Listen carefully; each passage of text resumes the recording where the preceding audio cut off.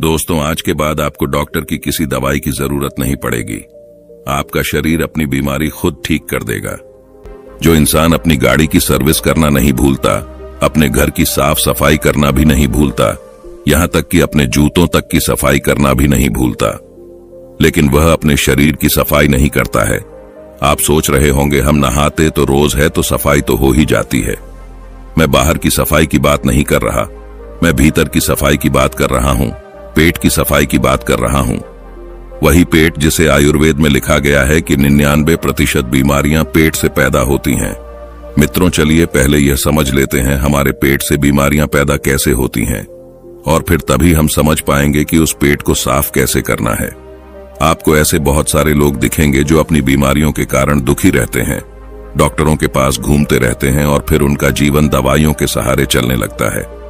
और यह भी हकीकत है कि उन दवाइयों से उन्हें कुछ देर के लिए तो आराम हो जाता है, लेकिन उस बीमारी की जड़ कभी नहीं जाती। और जैसे ही वह दवाई लेना छोड़ देते हैं तो दर्द फिर से उन्हें परेशान करने लग जाता है। कितने ही लोग आपने देखे होंगे, और वास्तविकता में तो आपके परिवार में भी ऐसे कई लोग होंगे। किसी के हाथ में दर्द होता है, किसी के घुटनों में दर्द होता है, किसी के पैर में दर्द होता है, किसी को डायबिटीज है, किसी का लिवर खराब है, किसी को पथरी है। लेकिन समझने की बात यह है कि जिस तरह एक बीज से एक पेड़ बनता है, उसी तरह हमारे पेट में जमा गंदगी से ही सारी बीमारियों का जन्म होता है। यह तो हम सभी जानते हैं। फलों और कच्ची सब्जियों को पचने में तकरीबन 2 से 3 घंटे लगते हैं। वहीं पर अगर हम अनाज की बात करें, जैसे गेहूं या फिर कोई और अनाज, तो उसको पचने में 5 से 6 घंटे लगते हैं। लेकिन हम बात करें मांस, मछली या नॉनवेज की, तो उसको पचने में 15 से 20 घंटे लगते हैं। अब जो हम खाते हैं वह किस तरह गंदगी के रूप में हमारे शरीर में जमा हो जाता है, इसे बड़े ध्यान से समझना।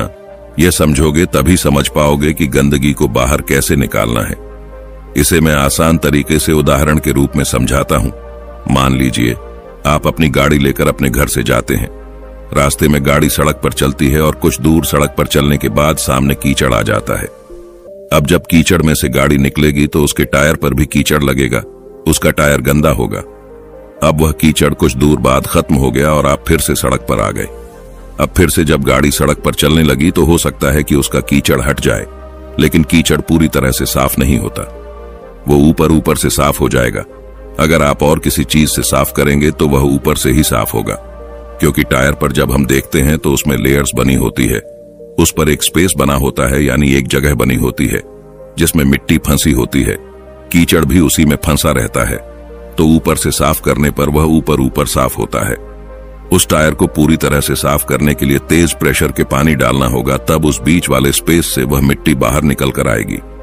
लेकिन अगर हम हाई प्रेशर से उसमें पानी नहीं मारते हैं तो वह मिट्टी उसमें सालों सालों तक फंसी रहती है और टायर यूं ही चलता रहता है। उसी तरह जब हम खाना खाते हैं तो पहले तो वह खाना हमारे मुंह में आता है, हम उसे चबाते हैं, फिर वह हमारे पेट में पहुंचता है, जहां पर हमारी इंटेस्टाइन उसमें से रस लेती है, जो भी न्यूट्रिशन होते हैं उन्हें खींच लेती है और उसको छोटे इंटेस्टाइन में भेज देती है, जहां से वह अपने रास्ते से बाहर आ जाता है।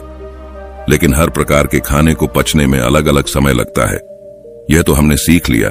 लेकिन इससे पहले कि वह खाना पच पाता, हमारी इंटेस्टाइन उसमें से जरूरी न्यूट्रिएंट्स निकाल पाती, उससे पहले ही हम कुछ और खा लेते हैं। अब वह भी तो पेट में जाएगा। जो खाना हमने अभी खाया वह भी अब इसी रास्ते से उसी जगह जाएगा। अब जो खाना पहले से ही हमारे पेट में पड़ा हुआ है, जो पूरी तरह से खत्म भी नहीं हुआ है, अभी तक पचा भी नहीं है, उस पर प्रेशर लगेगा जो खाना हमने अभी खाया है, क्योंकि वह भी तो उसी रास्ते से आगे जाने वाला है। लेकिन आगे तो जाम लगा पड़ा है। जब यह खाना धक्का मारेगा तब वह पुराना खाना बिना पूरी तरह पचे हुए आगे निकल जाएगा। लेकिन जब यह बिना पूरी तरह से पचा हुआ खाना आगे निकल जाता है तब यह पीछे छोड़ जाता है। बैक्टीरिया के भंडार को बहुत सारे बैक्टीरिया होते हैं जो पीछे छूट जाते हैं, और ये बैक्टीरिया हमारी इंटेस्ट यानी कि हमारे पेट की, हमारे स्टमक की जो इनर वॉल्स होती हैं उनसे चिपक जाते हैं, उसी तरह जैसे वह कीचड़ उस गाड़ी के पहिए पर लगा था। ठीक उसी प्रकार अब हमारी इंटेस्टाइन तो खाने से न्यूट्रिशन खींचने के लिए बनी है, तो जब हमारा इंटेस्टाइन खाने से न्यूट्रिशन शरीर के दूसरे अंगों में उन्हें पहुंचाती है, तो उन न्यूट्रिशन के साथ यह बैक्टीरिया जो पहले से ही हमारे इंटेस्ट से चिपके हुए थे, यह भी खून के साथ अलग अलग अंगों में पहुंच जाते हैं। जब यह बैक्टीरिया वाला खून हमारे शरीर के अलग अलग अंगों पर पहुंचता है तो अलग अलग प्रकार की बीमारी पैदा होती है। जैसे जब यह लिवर में पहुंचेगा तो वहां पर पथरी बनने के चांसेस रहेंगे। जब यह दिल के पास पहुंचेगा तो दिल का दौरा पड़ने के चांसेस रहेंगे। और जब यह मस्तिष्क में पहुंचेगा तो यह दिमाग की बीमारी पैदा कर देगा। और इसी प्रकार जहां भी यह पहुंचेगा, जोड़ों में पहुंचेगा तो जोड़ों का दर्द पैदा करेगा। तो इसीलिए समय समय पर हमें अपने पेट की सफाई करते रहनी चाहिए ताकि हमारे इंटेस्ट में वो बैक्टीरिया जमा ना होने पाए। चलिए मैं आपसे पूछता हूं कि घर की सफाई करने के लिए सबसे पहला स्टेप क्या होता है। कॉमन सेंस की बात है कि अगर हमें अपने कमरे की सफाई करनी है तो हमें कमरे को खाली करना होगा। अगर फर्श साफ करनी है तो फर्नीचर को बाहर निकालना पड़ेगा। उसी तरह से हमें भी अपने पेट की सफाई करने के लिए ऐसे ही शुरुआत करनी चाहिए। अगर हम अपनी पूरी बॉडी को डिटॉक्स करना चाहते हैं तो सबसे पहले तो हमें अपने पेट को साफ करना होगा। जहां से सारी बॉडी में बैक्टीरिया सप्लाई हो रहे हैं, तो इसका सबसे अच्छा, सबसे पहला और सबसे आसान तरीका है व्रत करना, फास्टिंग करना चालू करिए। फास्टिंग करने से हमारा पेट खाली होगा और जब हमारा पेट खाली होगा तभी तो हम उसकी सफाई कर पाएंगे। अब देखिए, फास्टिंग करना कुछ लोगों को बहुत डिफिकल्ट लगता है, बहुत कठिन होता भी है। जो लोग फास्टिंग कर सकते हैं वह फास्टिंग करें। हफ्ते में किसी दिन कर लें या महीने में कर लें।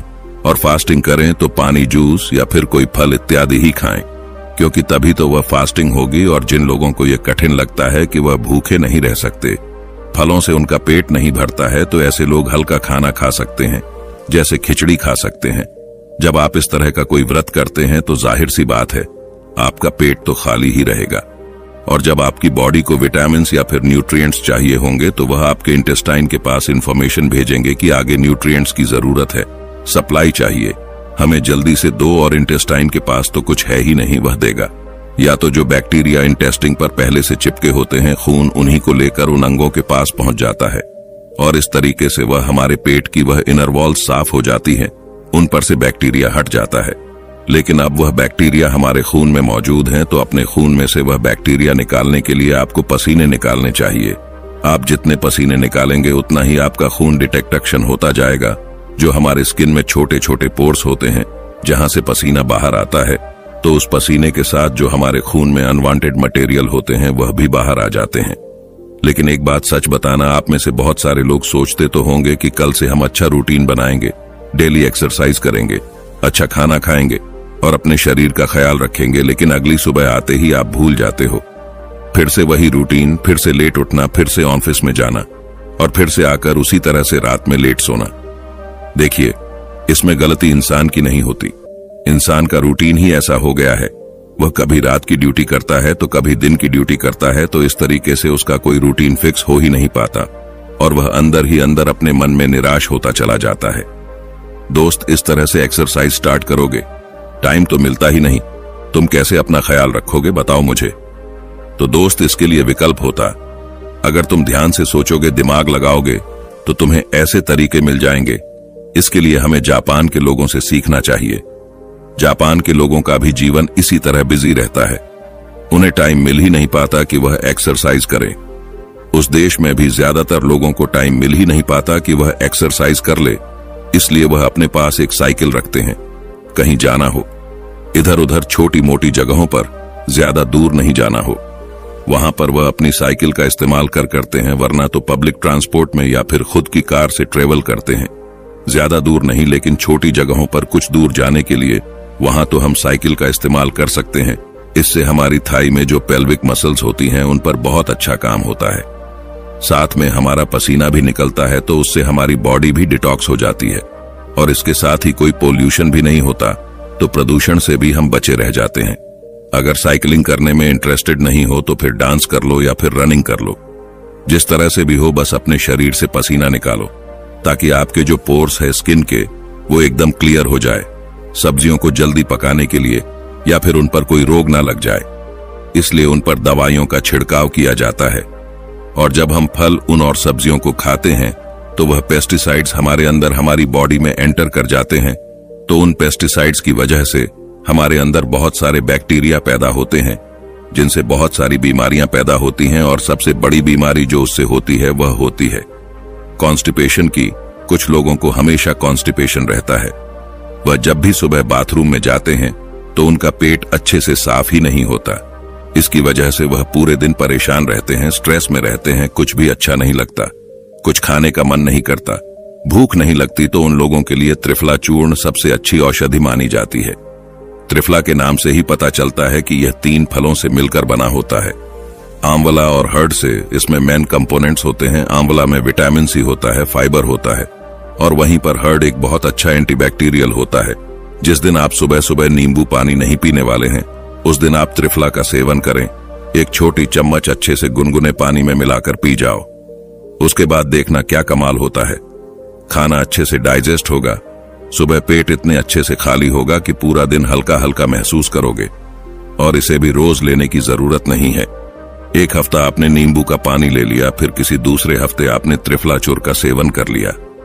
इस तरीके से इनका इस्तेमाल करना है। कहीं पता चले कि आप नींबू पानी भी पी रहे हैं और साथ में त्रिफला चूर्ण का भी सेवन कर रहे हैं, ऐसा मत करना। एक राज की बात बताता हूं, जो लोग अल्कोहल ज्यादा पीते हैं उसकी वजह से उनकी बॉडी में एसिडिटी बढ़ जाती है। तो यह जो त्रिफला चूर्ण है, यह उस अल्कोहल के इफेक्ट को भी बहुत कम कर देता है।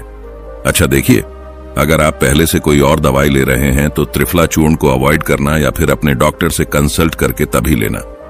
एक और बहुत अच्छा तरीका होता है बॉडी को डिटॉक्स करने का, और वह है कि खाने से पहले फ्रूट्स या फिर सैलेड खा लो अच्छे से पेट भर के।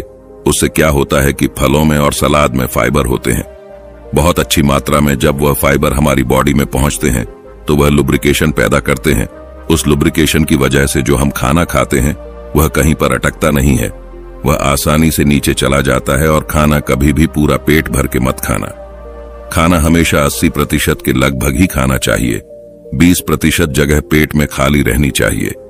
ये सारे तरीके आपकी बॉडी को पूरी तरह से डिटॉक्स कर देंगे। इनमें से कुछ तरीके थोड़े आसान हैं तो कुछ तरीके थोड़े कठिन हैं। आप अपनी सुविधा के अनुसार कोई भी तरीका अपना सकते हैं, लेकिन यह सारे तरीके बॉडी को डिटॉक्स करने के लिए हैं और आपके पेट की सारी बीमारियों को दूर करने के लिए है। यदि आप ऐसे ही नियमित इनका सेवन करते रहे तो आपको किसी डॉक्टर के पास जाने की कभी आवश्यकता ही नहीं होगी। आप हमेशा ही स्वस्थ रहेंगे। दोस्तों, आज से हजारों साल पहले कोई हॉस्पिटल नहीं हुआ करते थे और ना ही लोग इतने बीमार हुआ करते थे। आपने देखा होगा कि हमारे बड़े बुजुर्ग 80-80 साल हो जाते थे, लेकिन उन्हें कभी कोई बीमारी नहीं होती थी। तो आखिर उनके स्वस्थ रहने का क्या राज था? और आज देखो तो हर कोई बीमारियों से ग्रस्त है। छोटे से बच्चे को भी विभिन्न प्रकार की बीमारियां हैं, तो आखिर इतने छोटे से बच्चे को भी बीमारी कैसे हो जाती है?